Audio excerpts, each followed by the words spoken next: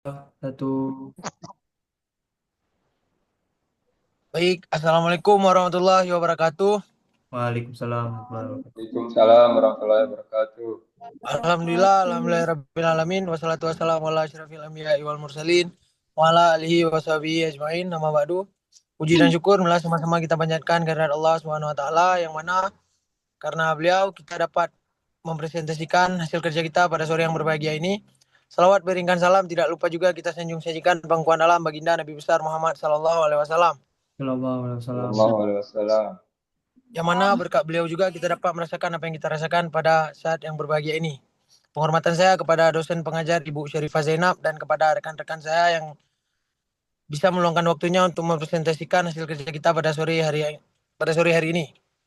Jadi tujuan kami membuat Zoom ini adalah untuk mempresentasikan hasil kerja kami yang berjudul pengaruh lingkungan sosial untuk individu. Di sini untuk materi pertamanya akan dijelaskan oleh rekan saya yaitu Ulfa Milga. Kepada Ulfa saya persilakan dengan segala hormat. Ya, baik. Makasih atas kesempatannya. Sini saya akan menjelaskan tentang pengantar. Di pengantar ada itu definisi lingkungan sosial. Yang kedua, lingkungan sosial mencakup orang-orang normal, nilai serta interaksi yang ada di sekitar individu, termasuk keluarga, teman, komunitas, dan sehingga hingga media. Yang ketiga, kenapa topik penting? Yang keempat, lingkungan sosial menjadi salah satu interminal utama membantu identitas, perilaku, dan pemikiran individu. Memahaminya memberikan wawasan mengenai dinamika hubungan manusia dan dampaknya terhadap kesejahteraan psikologi. Yang keduanya ada isi utama. Yang pertama di situ ada konsep dasar pengaruh lingkungan sosial, yaitu dimensi pengaruh lingkungan sosial. Di situ ada 3 contoh, yaitu normatif, pengaruh yang mendasarkan pada harapan sosial seperti kepatuhan terhadap aturan atau normal masyarakat. Yang kedua ada di situ informasional, pengaruh yang timbul dari pembelajaran informasi melalui lingkungan. Yang ketiga ada efektif, pengaruh emosi hubungan interpersonal terhadap perilaku individu. Yang kedua, lingkup lingkungan sosial. Di situ ada 3 contoh juga, yaitu ada keluarga, interaksi di dalam keluarga sebagai dasar pembentukan nilai-nilai awal individu. Yang kedua, teman sebaya. Tekanan kelompok atau persesuren yang memengaruhi perilaku. Yang ketiga, komunitas dan masyarakat. Normal sosial yang lebih luas membentuk sikap terhadap isu tertentu. Demikian yang akan dilanjutkan oleh teman saya Rizky. Baiklah, di sini akan melanjutkan presentasi yang mana saya akan menjelaskan teori belajar sosial. Jadi, teori belajar sosial ini dikembangkan oleh Albert Bandura. Albert Bandura menekankan bahwa banyak perilaku manusia dipelajari melalui pengamatan dan peniruan, bukan hanya melalui pengalaman langsung. Bandura berargumen bahwa individu dapat belajar dengan melihat orang lain atau model dan meniru perilaku mereka, serta mengamati konsekuensi dari perilaku tersebut. Ada 3 poin utama dalam teori Albert Bandura ini. Yang pertama adalah observational learning, yaitu pembelajaran melalui pengamatan. Individu dapat belajar tanpa harus mengalami langsung konsekuensi dari perilaku. Mereka dapat mengamati hasil dari tindakan orang lain dan menginternalisasi informasi tersebut. Yang kedua adalah reinforcement and punishment, yaitu adalah penguatan dan hukuman.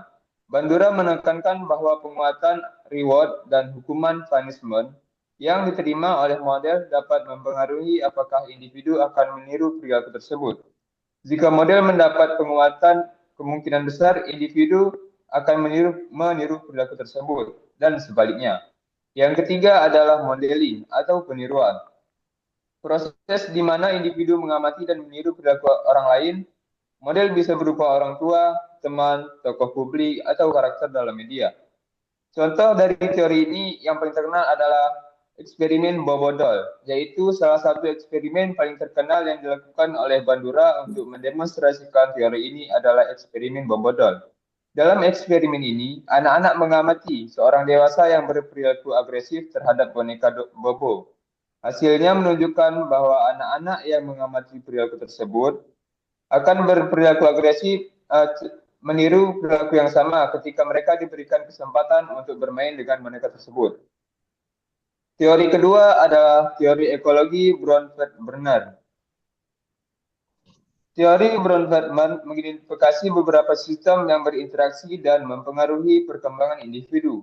Sistem-sistem ini dibagi menjadi 5 lapisan. Yang pertama adalah mikrosistem. Ini adalah lingkungan terdekat di mana individu berinteraksi secara langsung seperti keluarga, teman, sekolah, dan lingkungan rumah. Pengalaman dalam mikrosistem ini memiliki dampak langsung pada perkembangan individu. Yang kedua ada mesosistem. Mesosistem merupakan interaksi antara berbagai mikrosistem. Misalnya, bagaimana hubungan antara keluarga dan sekolah dapat mempengaruhi perkembangan anak. Jika orang tua terlibat dalam pendidikan anak, hal ini dapat meningkatkan hasil belajar anak. Yang ketiga adalah ekosistem. Ekosistem ini mencakup lingkungan yang tidak langsung mempengaruhi individu tetapi tidak tetap berdampak pada mereka. Contohnya, termasuk tempat kerja orang tua, kebijakan pemerintah, dan media. Meskipun individu tidak terlibat langsung, perubahan dalam ekosistem dapat mempengaruhi mikrosistem mereka. Yang keempat adalah makrosistem. Makrosistem merupakan lapisan yang lebih luas yang mencakup nilai budaya, norma, dan sistem sosial yang lebih besar.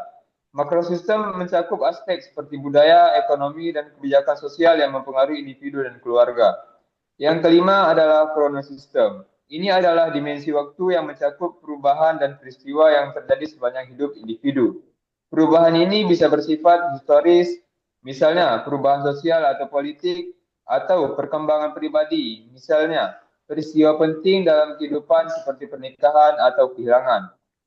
Contoh lainnya adalah budaya masyarakat yang menekankan kerjasama kolektif membentuk individu yang kooperatif.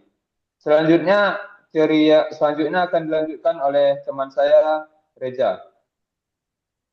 Baik, terima kasih kepada Rizka Farizi. Saya akan menjelaskan tentang teori konformitas atau yang diperkenalkan oleh Solomon Asch.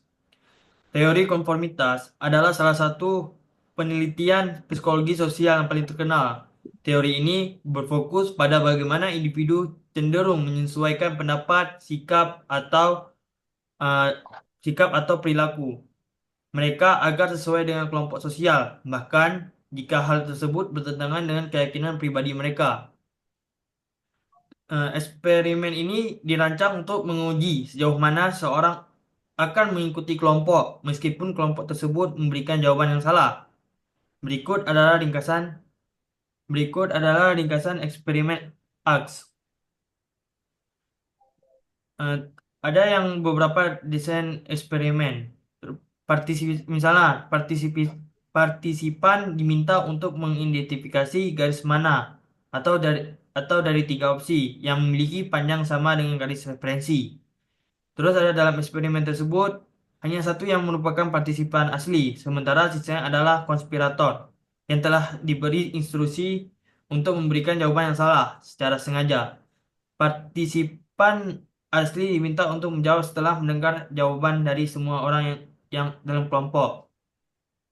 Kesimpulannya yaitu individu seringkali lebih memilih untuk menyesuaikan diri dengan kelompok daripada mempertahankan pendapat mereka sendiri, terutama jika mereka merasa terisolasi atau tertekan oleh mayoritas.